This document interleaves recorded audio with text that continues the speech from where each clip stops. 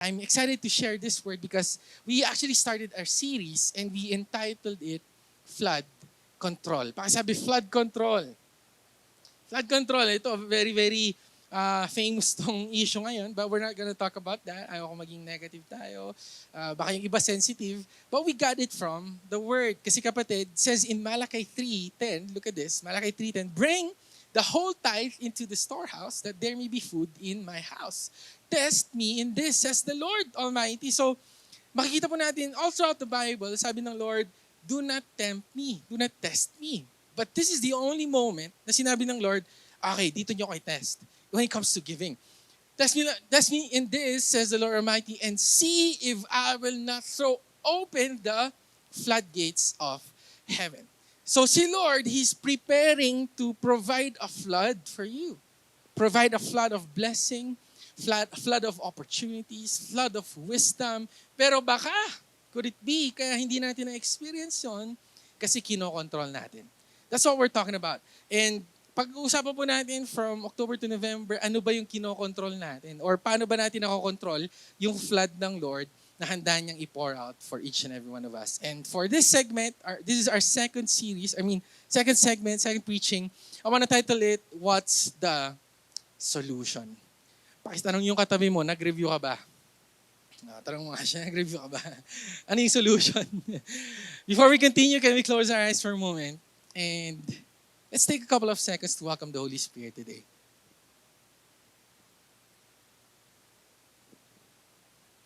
Holy Spirit, we welcome you in this place. We need you. We thank you for the gift of communion.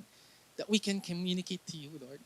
Makapag-pray po kami, makasalita kami, makarequest kami sa iyo, Lord. But at the same time, thank you for the gift of communion that you can communicate to us. And so let it be, communicate your word. For us, magkaroon po kami ng isang puso. Open our hearts, God, that we would understand and freely receive your word without condemnation, without shame. We're going to receive it fully. And I also pray, Holy Spirit, speak to us and change us as we listen to your word. Use me as well, God, as I share your word. We're all empty vessels here. God, we're just excited for what is to come. We're excited for what you're about to do sa buhay po namin. And we're full of faith right now as you listen to your word. Maraming salamat, Panginoon. We love you. In Jesus' name we pray. Amen. And amen. Sige po, palakpakan natin si Lord one more time. Ako po kapatid, mahilig po ako sa sapatos. And most of the time, since mahilig ako sa shoes, ewan ko kung na-experience nyo na po to, yung tinatawag na soul separation. Yan. Soul sep. Na-try nyo na ba yan? Check mo nga yung shoes ng katabi mo, baka sira na. Nakapaa siya eh. Di ba madalas na nangyari, na-experience ko itong high school, nakakaya to eh. Tapos sinasabi nila, yung sapatos mo kumakanta na. Gano'n, di ba? Sapatos mo, gutom na, nagsasalita na, kumakanta na. And alam niyo po yung shoes mo na yan, ang tawag dyan, Stan Smith. Stan Smith yan, Adidas yan. Ngayon sabi ko, pag ganyan yung nangyari, ang pangalan na yan, Sam Smith. Kasi kumakanta na. Hindi gets nung iba. Anyway, since mahilig ako sa shoes, there was one time, may nabenta po akong sapatos. And nakalagay siya sa box. It was stored for, I think, a couple of years. And then, binenta ko po, parang ganito yung naging itsura niya. I don't know if na-experience niyo na yan. Especially dito sa Baguio. Meron nga silang tinatawag dito sa Baguio na amag season. Na-try niyo na ba yun? Di ba? Lahat ng gamit niyo sa bahay, puro amag. Yung kwarto niyo, daming amag. Pati yung mukha niyo na din siguro. Hindi ko alam. Hinamag na. Okay. Kasi hindi kayo naliligo eh. Kasi malamig. So anyway, yung shoes po na to, binenta ko, it was stored. And isang gamit lang po ng kaibigan ko, nung bumili, isang gamit niya lang, nasira agad. Puro sira na siya, hindi niya na po nagamit. Yung foam niya parang naging crushed Graham na naiwan. Nasira po siya. And I found out the reason is because I stored it. Na-store ko siya, walang hangin, walang humid, walang init, walang air, kung ano-ano na hindi nagagamit. So there was bacteria, may virus na sumira, kapatid, dun sa sapatos na yun. And did you know, kapatid, it's very, very biblical sa buhay po natin. Because there's a verse in the Bible in Matthew 6. Sabi niya po dito, Matthew 6:19, do not store up for yourselves treasures on earth. Check mo yung katabi mo saglit kung marami yung treasures. Kung mukha siyang mayaman. Di mo alam. Di mo alam, tinatago niya lang yung kayamanan niya sa'yo. Tropa mo yan, pero di mo alam. But the Bible is speaking a word for us when it comes to treasures to not store it up. Why? Kasi sabi ng word, where moths and vermin destroy. Sa ibang translation, where moth and rust, kakalawangin, masisira, it's gonna be destroyed, and where thieves break in and steal. So even the Bible is teaching us, okay na pagka may gamit pala tayo, may treasures tayo, wag natin itabi para sa atin lang. Wag natin kumbaga i-hoard. Ano yung meron, di ba nung uso nung pandemic, nag-hoard sila ng mga toilet paper, nag-hoard sila ng alcohol, inubos na lahat. Kaya ang nagmahal ang alcohol during this time. And the Bible is teaching us, once you store it for you, sinarili mo, it's gonna be destroyed. Masisira lang siya. And actually, there's one time, may nadaanan po kaming river. Ganito po yung itsura po niya. Parang ganyan. Diba? Sirang-sira na. Ewan ko kung ganyan yung itsura ng ilog niyo sa bahay niyo. No? Tatap mo kayo dyan ng leftovers niya. Diba? Hindi maganda yun ha. But anyway, nakita ko po yung gantong klaseng ilog. Napakabaho niya. Masangsang. And syempre, pagka nakatira ka dyan, surrounding yan, magkakasakit ka rin siguro, no? It's gonna affect everything surrounding it.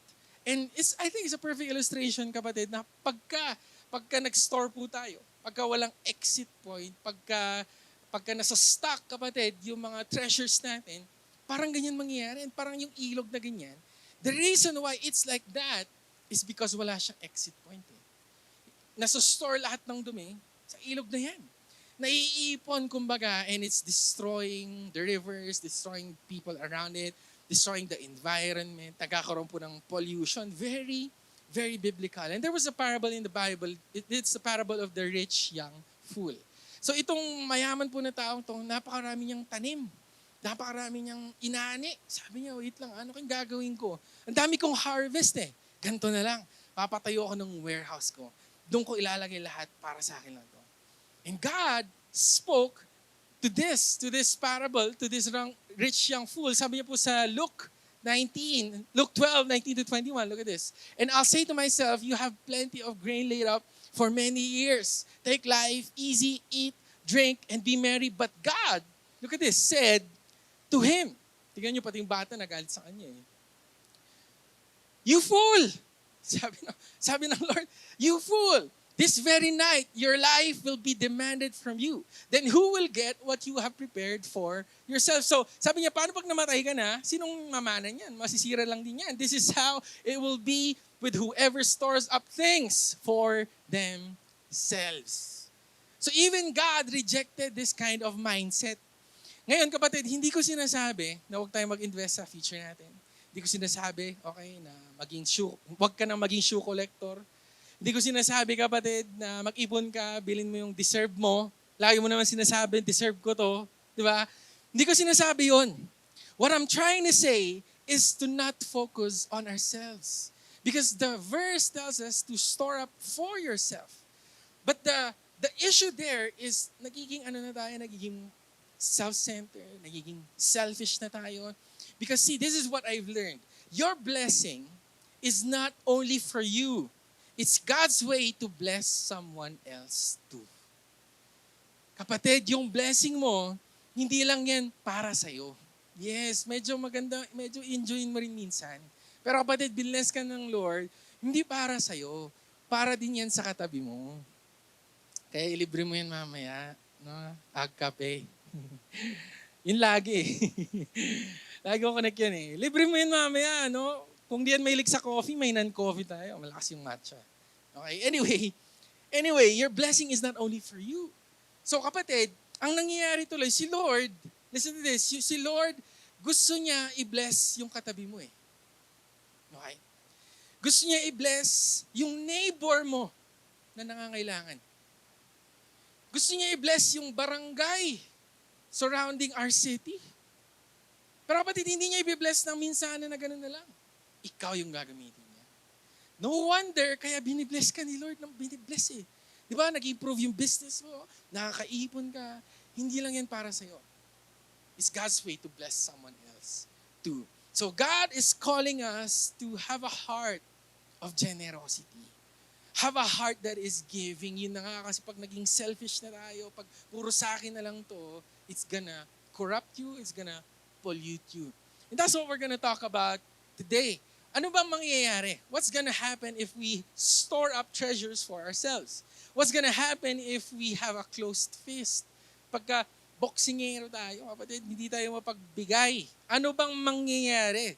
What's gonna pollute your heart and your life? Number one, lust.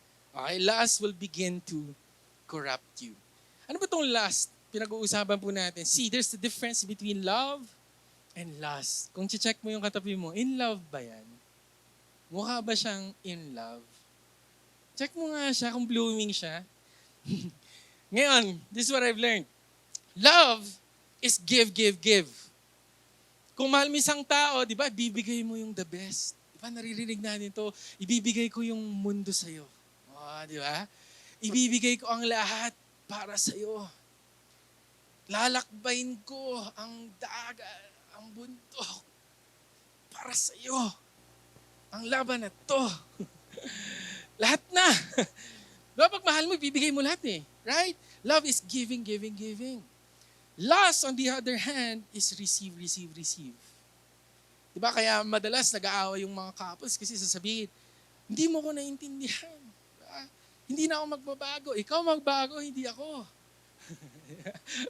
Puro ganun eh. Yun yung lust. Ay, puro kung ano lang yung makukuha mo sa taong to. It's receive, receive, receive. Now, spirit or biblically speaking, what is lust? Kapatid, lust is the cravings and desires of your flesh that is not good for you. That's lust. Yung craving, kurutin mo yung katabi mo saglit kung close kayo. Kurutin mo lang siya ng mahina lang, okay? Yan, wala yung lakas. Yan, flesh yan. Okay? That's the literal, physical flesh. But there's the spiritual flesh or yung tinatawag na fleshly desire sa Bible. They call that. Ano to? Yung flesh, kapatid, is corrupted kasi may craving yan. May desire yan na hindi maganda para sa'yo. See, as we study this, as we answer the question today, we're also gonna look at the life of Jesus. So, kung pupunta tayo sa buhay ni Jesus, what was his first temptation? Di ba, nag-fasting siya for 40 days and 40 nights. And then, sabi ng kaaway sa kanya, tinempt siya eh. It says in Matthew 4, verse 3, look at this. The tempter came to him and said, if you are the Son of God, tell these stones to become bread. Command these stones to become bread. So it's as if the enemy is saying, sabi ng kaaway, alam ko, may gusto na yung katawang mong kainin eh. Alam ko, nagkikrave na yan eh. Alam ko, may gusto na yan gawin. Gusto niya nang masatisfy. Sige nga, Jesus, sige nga, isatisfy mo nga yung flesh mo. It's as if the enemy is really trying to tempt Jesus to obey to the cravings and the desire of the flesh. And this was the first temptation to Jesus. Ito yung unang temptation ng kaaway sa kanya, it was lust. Kapatid, and yun na nga, ano ba yung mga bagay or yung desires ng flesh na hindi maganda para sa atin? Una, ito. Okay, pakita nga natin itong picture na ito. Yan. O, di ba? Yan, talaga. Burger. Di ba? Fries. Chicken. Mantika. Pizza. May donut. Buti na lang yung in-offer sa Agkape Healthy. May gulay eh. Mamaya kain tayo. May chicken katsu daw eh. Okay. May gulay. Okay, so anyway, kung makikita natin, kapatid, ito, syempre, di ba, gusto natin, minsan crave natin yan eh. Parang, tapos, syempre, sasabihin mo sa sarili mo, ngayon lang to. Cheat day. Meron ko kilala, everyday cheat day. Everyday cheat day. Di ba? Tapos, magsisimula sa patikim-tikim yan. Tapos, kain ka na ng kain. And then, hindi mo na namamalayan yung weight mo. Hindi mo na namamalayan yung blood pressure mo. Hindi mo na namamalayan yung sugar mo. Tumataas na, naging overweight na, unhealthy na. Why? Because you keep on satisfying the flesh. Eh, hindi naman ito maganda para sa'yo. Right? Ano pa, kapatid? Yung mga desire ng flesh na hindi maganda para sa atin, ito lahat kayo. Lahat tayo para. Okay. Facebook, yan. Instagram, yan. Twitter, TikTok, di ba? Ito, disarto ng flesh eh. Kasi meron ako kilala, hindi niya mapigilan kung hindi niya titignan yung phone niya eh. Parang hindi siya mapakali. Ano mo yun? Parang, hindi niya kaya. Di ba? Tapos, eto na. So, ang temptation kasi ng social media, you're gonna be lazy, you're gonna be distracted, you're gonna remain in your comfort zone, magre-relax ka na. Basta yung tatamarin ka na eh. And then, hindi mo namamalaan, kakascroll mo kung ano nung nafe-feed sa'yo. Kaya nga sabi sa Facebook, what's feed? Kasi nafe-feed ka ng hindi maganda. And then, hindi mo namamalayan anong oras na. No? Kaya nga, ang tawag sa TikTok eh. Kasi kada scroll mo, TikTok, nauubos na yung oras mo. Seriously. Totoo, kapatid. And that's a temptation of the flesh to relax, to do nothing. Diba? To entertain oneself. Yan na, kapatid. And yun na nga, hindi ito maganda sa atin. And of course, ano po ba yung mga flesh, yung mga sexual desires, mga addiction na gusto talaga ng katawan po natin na hindi po maganda sa atin. And we start to go to pornography and drinking and smoking. Kasi kinikrave eh. Kasi gusto ng katawan eh. But not everything that our body wants is good for us. Amen po doon. Hindi lahat ng kinikrave mo dapat isatisfy mo eh. Because not everything is good for you. Now, why would it corrupt you? Ba't ka masisira? Because magiging self-centered ka na kung lumakas yung last na yan. Magiging self-centered na lagi mo nang i-obey yung sarili mo. At yun na nga, sasabihin natin lagi, lahat ng gusto ko yun lang. Diba? Gusto ko lang sundin yung, ito naririnig ko to sa generation ngayon eh, di ba? Kung saan ako masaya, dun lang ako. Diba? Naririnig din to natin sa generation ngayon, follow your heart. Di ba? O, nung sinundan mo yung puso mo, nasaktan ka, di ba? Sabi nga ng Bible, your heart is the most deceitful of all things. The last time we trusted our heart, hindi ko sinasabi huwag mong pakinggan yung puso mo.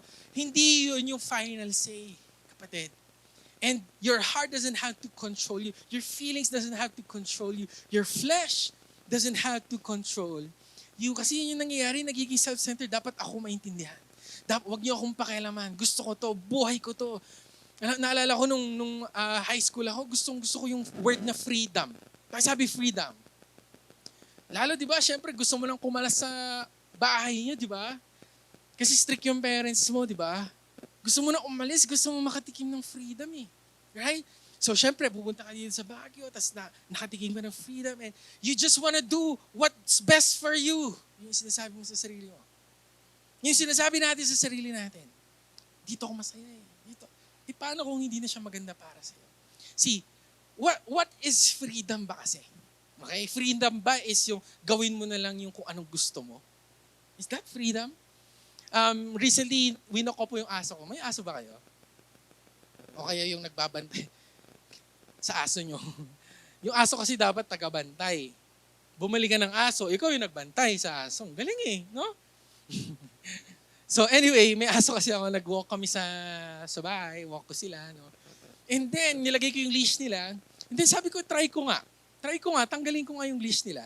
Eh, sa bahay naman namin, medyo maluwag na, may gate doon. So, tinry ko lang tanggalin yung leash. Alam niyo, yung aso ko, sobrang wild kasi noon, dalawa sila. Biglang takbo. Pagkatanggal ng leash, umalis. Agad. Sa ganun kayo natatawa? Talaga, corny. Biglang umalis. Umalis eh. Tapos, now this is what I've learned from that. Kapatid, paano kung walang gate that time? Siyempre, freedom eh. Siyempre, nakatikim sila ng freedom. Nakalabas sila ng gate. Eh, ito na. Paano kung bilang nasagasaan? Di ba? Is that freedom? Kasi, mako-confine ka na. Na-aksidente ka, nagkasakit ka, mako-confine ka na. Hindi ka na makatakas sa sakit na yan. Is that freedom? Is freedom really doing what we just want? Right? See, freedom without boundaries is gonna destroy you. Amen. So ano ba dapat ang freedom para sa atin? Kasi di ba, freedom yung matikman ko to, magawa ko to. This is what I've learned. You start using it, and then it starts using you. Hindi ka na makaalis kasi addicted ka na.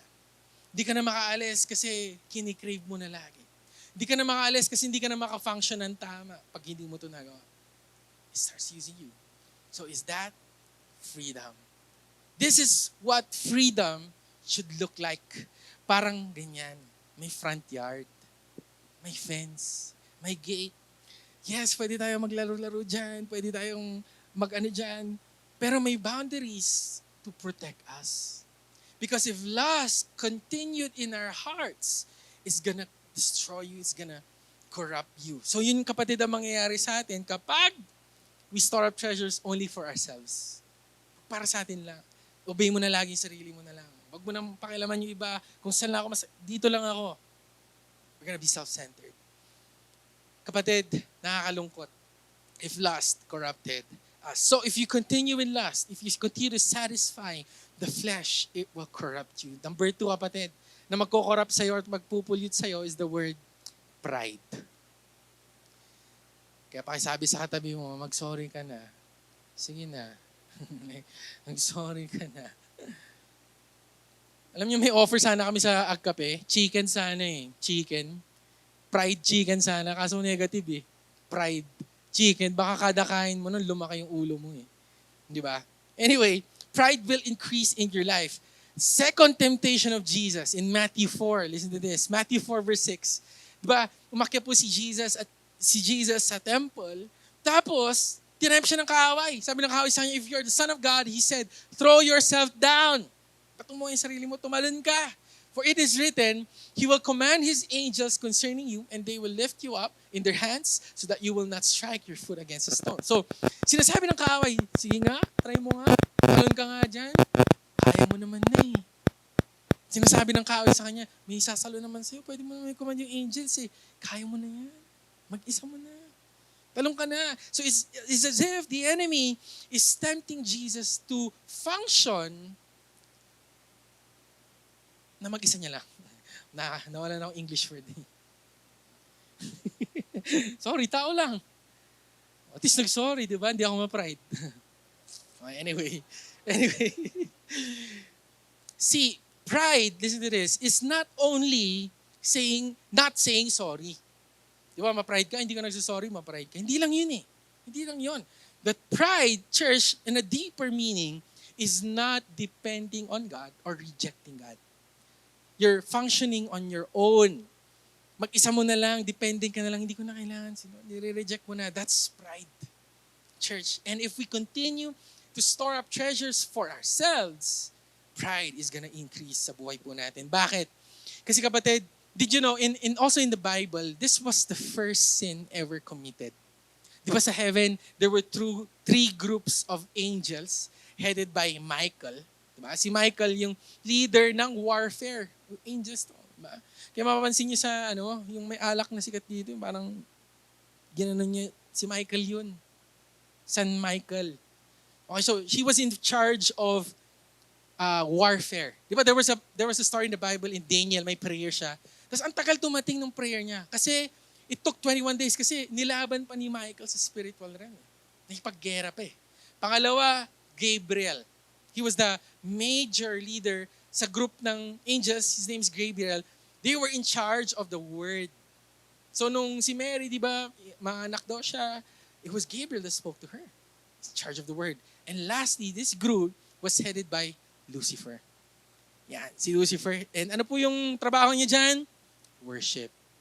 Worship. And ito na. Okay? Instead of worship going through him, worship went to him. He stored up worship to him. Sa kanya dumiretso, imbis na ibigay niya kay Lord, siya yung worship leader. Dapat, naging sentro siya na. Hindi ko na kailangan si Lord, kaya ko na ata siyang tapatan.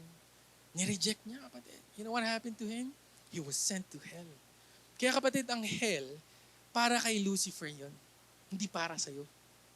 Kaya sana tanggalin na natin misconception na, ano yung sinasabi nila, liars go to church. Kasi lahat tayo dito makasalanan.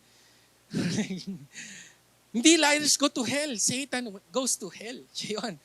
Because of the blood of Jesus Christ, we're all welcome to heaven. Amen po ba na? Yung sacrifice na ating Panginoon, napatawad ka na sa lahat ng kasalanan mo.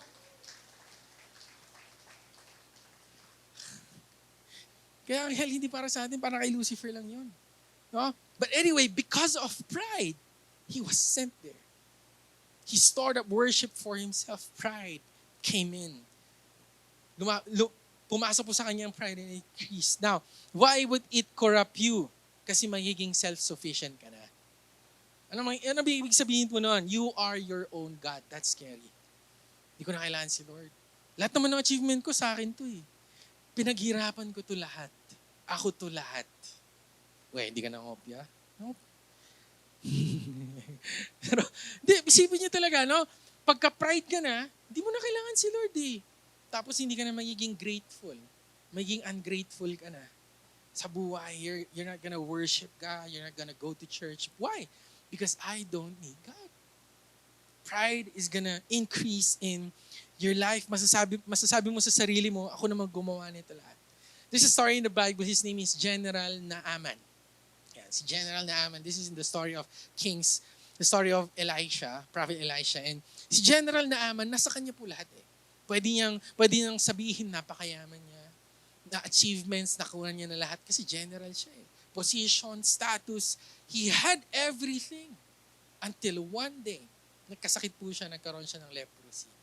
Ngayon kapatid, pera niya walang magawa. Status niya walang magawa.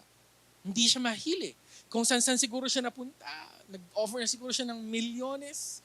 Pero kapatid, hindi siya mapagaling eh. And then, he went to Prophet Elisha.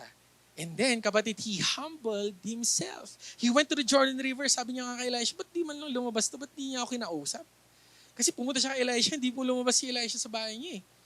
Sabi lang ng servant ni Elisha sa kanya, punta sa Jordan River, madumi yun, but dip yourself there 7 times. And you know what he did? Kahit mataas yung status niya, kahit mayaman siya, he humbled himself and he obeyed. And then, he received his healing. Now, what's the point? Kung pride siya, kung ma-pride pa rin siya, hindi na. Huwag na lang. Ba't ako susunod sa'yo? Kaya ko na to. Siguro kapatid, namatay na siya of leprosy. Right? So, let's take care. Let's look at our pride. Are we already self-sufficient? Nagiging self-sufficient na ba tayo?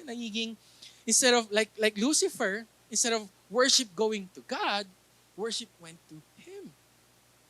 Hindi na glory to God eh. You are your own God and pride is gonna corrupt in your life. So if you continue to reject God, pride will corrupt you. And lastly, church, greed. If you continue to store up treasures for yourself, greed is gonna corrupt you. You will become greedy of everything, hindi ka na makokontento. Now, this is the third temptation of Jesus in Matthew 4, verse 9. Look at this. All this I will give you. Umakyat po sila sa bundok. Pinakita kay Jesus, ito lahat, Jerusalem. Itong mundong to, ibibigay ko sa iyo lahat if you will bow down and worship me. So, tinempt ng kaaway si Jesus ng greed. Bigay ko to sa iyo. Lahat to. Bow down ka lang. And kapatid, alam niyo po nung bata po kami, sino na-try na dito maglaro ng ganito? Yung pinyata. Yan. Nung bata kayo, nakalaro ba kayo yan? Hindi. Boring naman ng buhay niyo. Di ba dito sa Pilipinas yung paso? Di ba may paso, di ba? Tapos papaluin mong gano'n, di ba? Eh, syempre, kapatid, pagka-birthday, pagka-bata ka, may loot bag na yan eh. Tama? May loot bag na yan, may candy na yan eh. Tapos syempre yung mga matatanda, magpapalaro, puro candy din yan. Yung loot bag na yan. And alam nyo, dito talaga nagsimula yung greed eh, promise. Dito talaga. Kasi may loot bag ka na, may take out ka na, may regalo ka pa nga eh. Tapos pagka yung larong yan na, di ba? Gagawin mo lahat para makuha lang yung candy. Tutulak mo lahat. Magkakali ka. Again, ulitin ko tong kwento na ito kasi hindi ko matanggal to. Dito sa church Christmas party. Diba? Tapos si Tita Carol nagbigay ng mga candy. Gano'n, no? Tapos yung mga youth talaga nagtutulakan. Wala na silang pakialam basta makuha lang yung candy. Tapos nakita ko yung isa, natulak niya si Pastor Bong. Natulak niya si Daddy Bart. Akin to. That's greed. Wala ka nang pakialam kung may masaktang iba, makuha mo lang yung gusto mo. You'll do everything to get what you want. Not thinking about other people. Not thinking about if you're gonna break a relationship. That's greed, makuha ko lang. Hindi mo na iniisip kung may matapakan kang iba. You just want to get what you want. Now, why would it corrupt you? Magiging selfish ka na. Puro ikaw na lang. You will not think of other people kung may masasaktan ka iba. And you will do anything to get more. Recently, may pinanood po kaming movie and it's entitled Fantastic Man. Fantastic Four. Fantastic Four. Pinanood niya. Mind you, okay, itong story pala nito, astronauts pala sila. Okay, astronauts pala sila. Kasi bata ko, pinapanood ko na ito, hindi ko alam eh. Astronauts sila, pumunta sila sa isang lugar, tapos na-expose sila sa chemical or something, and then pagbalik nila dito, nagkaroon sila ng superpower. Okay, so yun yan. Sa movie po na to, okay, may kinalawan sila. Ang pangalan niya si Galactus. Si Galactus. Si Galactus, ang pangalan niya is the destroyer of worlds. O kaya parang eater of planets. Something ganun. Kumakain to ng planeta. Now, sa movie po na to, napili po yung Earth na kakainin niya next. And in the movie, pinakita po dito, kapatid, na wala nang compassion si Galactus. Eh. Kung may napili na siya, kakainin niya na lang. Wala na siyang pakialam kung may pamilya doon. Wala na siyang pakialam kung may masasaktan doon. Kung may maiiyak doon. No? Wala na siyang pakialam sa ibang tao. Makuha niya lang yung gusto niya. And I think that's a picture of greed. That you'll do anything to get what you want. And kapatid, nakakatakot po to if greed will corrupt you. And so church, alam ko masyado negative pinag-uusapan natin. So that leads me to my title. What's the solution? Introduction pa lang yun, church. Hindi, joke lang. Pa-close na ako. Pa-close na ako. What's the solution? Ano nga bang solution? Sa lust, sa greed, sa pride. So first thing that we talked about is lust. Ano ba yung solution sa lust? You fast. Fasting is the solution to that. Because when you fast, you're killing the flesh. You're killing the desires. Kinokoman mo yung sarili mo, oops, wait lang. Flesh, hindi ikaw yung in control eh. Tinitrain mo yung katawan. Siyempre, pag nag-fast ka, gutom na gutom ka, di ba? Di ba? Diet ka, o kaya zero sweets ka. You cut sweets in your life. Hindi na mangyayari, makikrave ka eh. Pero pag kinuman mo yung sarili mo, wait lang, hindi ako kakain. Sinasabi mo sa flesh mo, hindi ikaw in control. You're killing the flesh. You can fast sa food. Mag-fasting tayo sa food. To fast is to abstain, hindi po diet, to abstain. We can fast sa food para masabi natin sa katawan natin, makontrol natin katawan natin, wait lang. Hindi ka in control. We can also fast sa phone. Social media, pwede tayong mag-fast. Kasi diba, atat na atat ka na, marinig yung chismis eh. Atat na atat ka na makita yung story niya eh. Diba? Atat na atat ka na rin, mag-story din eh. Para magyabang eh. Diba? You fast. Okay, I'm gonna abstain from social media para hindi ako matempt. I'm gonna abstain from movies para hindi ako matempt sa desires ko. I'm gonna abstain also, listen to this, pwede rin mag-fast sa friends. Yung mga friends na nagko-corrupt na sa'yo. Yung Mars ng Mars, yung Mars ng Mars. May kilala kasi akong ganun, natawa ako. Anyway, you can abstain from friends na nagiging bad influence sa'yo eh. You can abstain from them. You can fast. And there was a picture, a video that I saw. It was a dying lion. May lion na, ang payat na niya, ang hihina na. No, tapos naglalakad po siya, ang bagal na niya hanggang sa nag-collapse na po siya. And I thought that this was a good picture of killing the flesh. Dapat gutumin mo, kapatid. Hindi ko sinasabing huwag ka nang kumain. Okay? Ang sinasabi ko is patayin natin yung cravings. Patayin natin yung cravings. To kill the flesh. Dapat ganyan, kapatid. And when we fast, that's what we're gonna do. Second thing that we talked about was pride. What's the solution to pride? It's prayer. You pray. Because when you begin to pray, you acknowledge that God is higher than you, is bigger than you. When you pray, you're asking for help. You're acknowledging God when you pray. Prayer is more than asking. Kasi akala natin prayer is humingi. But see, church, prayer is a posture of trust. The Lord, hindi ako magtitiwala sa sarili ko. Hindi ako magtitiwala sa pera ko. Magtitiwala ako sa iyo. Then when you begin to pray, you begin to be grateful. And then you begin to count your blessings. Alam niyo po, recently, nakakatakot dito sa Pilipinas, no? Kasi kung saan lumilindol, di ba? Lumindol po dito. We went out, nag-close po yung Akape, the cafe. And then, kinabukasan, nakita po natin sa Visayas. And then the other day, sa Davao. At nakakatakot, ano? Nakakatakot. And sometimes, kapatid, pagka kasi pride na nabuhay sa atin, ang mangyayari, lumindol, di ba? Ang papasalamatan mo yung building eh. Thank you sa building, lakas talaga eh. Di ba? Lakas talaga. Lakas nito eh. Di ba? O kaya pag nakaalis ka, galing ko talaga. Naunahan ko lahat. Pag pride, ganun. Ganun, promise. Ang galing mo na. May tropa kayong ganun, yung puro sarili niya lang. Diba? Galing ko talaga. E di, wow. You begin to be prideful. But when you count your blessing, Lord, thank you. Di ako na-aksidente. Lord, thank you, nag-provide ka. Lord, thank you sa trabahong to. Lord, thank you sa church ko. Lord, thank you sa pastor namin.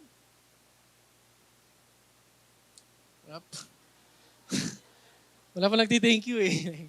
Ako na lang, thank you. Well, you begin to count your blessing. Lord, thank you. Right? Because you pray. It's a practice, church. And lastly, greed, kapatid. Ano po bang solution dito? You give. You start to give. Sabi po sa Malakay 3:10, bring the whole tithe into the storehouse that there will be food in my house, and see if I will not throw open the floodgates of heaven. So what's the solution to greed? You have an open hand. You open yourself. You begin to give. Kasi kapatid, you open the floodgates of heaven when you give. Hindi na store yung treasures for you eh.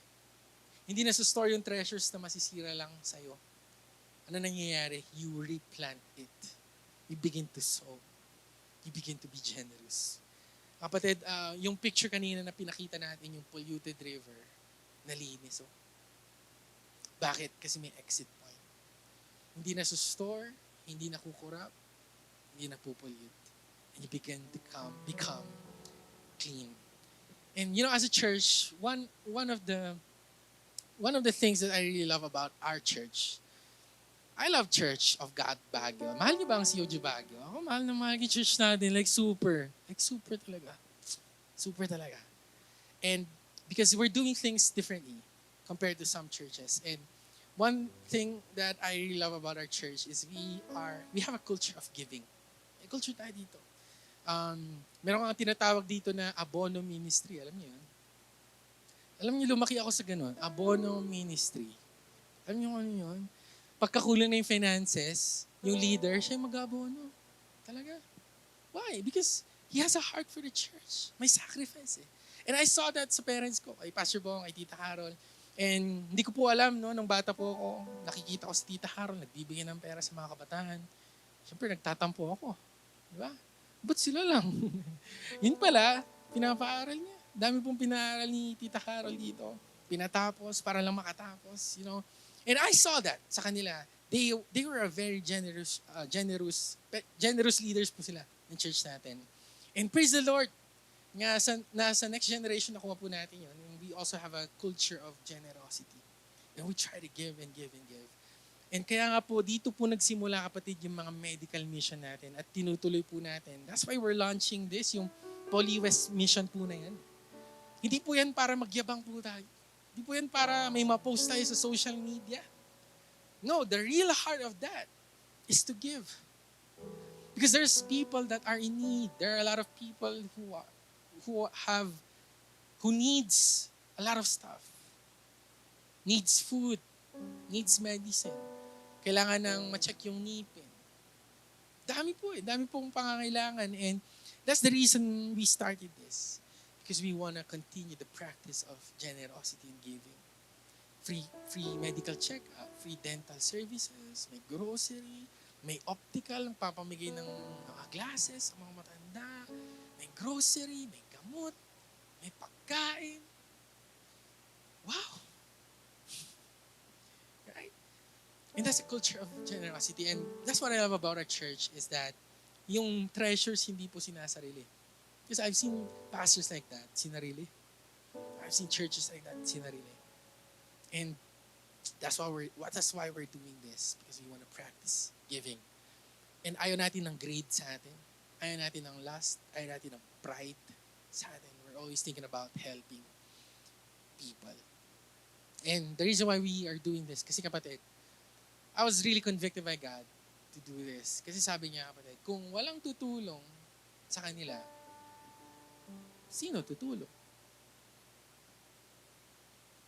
And make it personal. Kung hindi ka tutulong, sino tutulong? And I'm not throwing shade against the government. There are a lot of people in the government na talagang maganda yung puso. Pero kapatid, minsan kulang eh. So kung hindi tayo tutulong, sino tutulong? So God is really calling us to be a channel of blessing. And this is my question for everyone. You want a healthy river? You want a healthy life? No pollution, no corruption. Let's fast, let's pray, and let's practice.